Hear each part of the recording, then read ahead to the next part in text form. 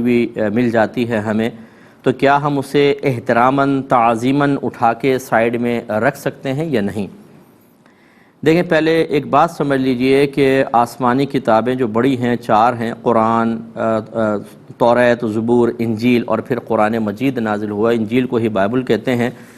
تو یہ جو اللہ نے نازل فرمائی جس شکل میں، وہ بالکل حق ہیں اور اس پر ہمارا ایمان لانا لازم ہے۔ ایک بھی آسمانی کتاب کا انکار کریں گے تو کافر ہو جائیں گے۔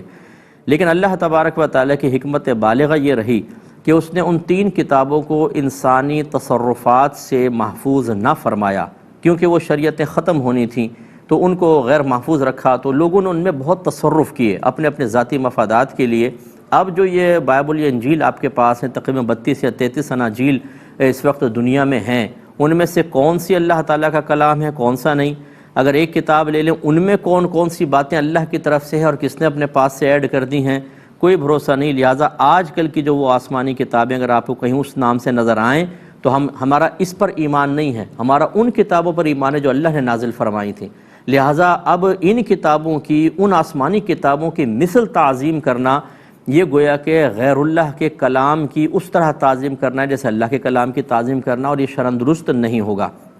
لہٰذا اسے ایک آسمانی اور محترم اور اللہ کی کتاب سمجھ کے اٹھانا تو شرعاً جائز نہیں، کیونکہ پھر آپ کا اس پر ایمان ہے گویا کہ یہ اللہ کا کلام ہے، اور اس میں جتنی خرافات انسانوں نے داخل کی ہیں آپ اسے بھی سمجھ رہے ہیں اللہ کا کلام ہے۔ تو جس طریقے سے قرآن کو غیر قرآن کہنا کفر ہوتا ہے، ایسے ہی غیر قرآن کو قرآن کہہ دینا یہ بھی کفر ہے۔ ایسے ہی پچھلی آسمانی کتابوں میں جو اللہ کی آیات ہیں ان کو کہنا یہ اللہ کی نہیں ہیں، تب بھی کفر،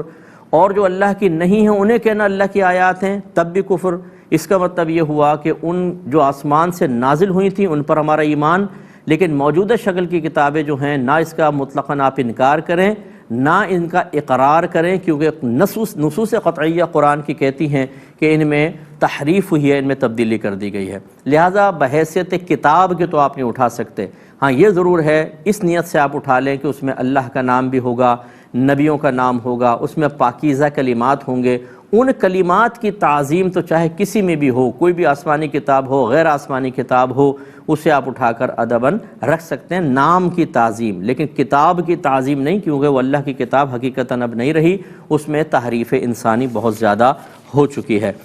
یہ کہتے ہیں کہ ہمارا ایک ہوٹل ہے اور اس میں ہم نے ایک شیف رکھا ہوا ہے غیر مسلم، تو کیا اس غیر مسلم کا کھانا پکانا درست ہے یا نہیں؟ دیکھیں، ہے تو درست اگر وہ پاک ہے اور صاف ستھرا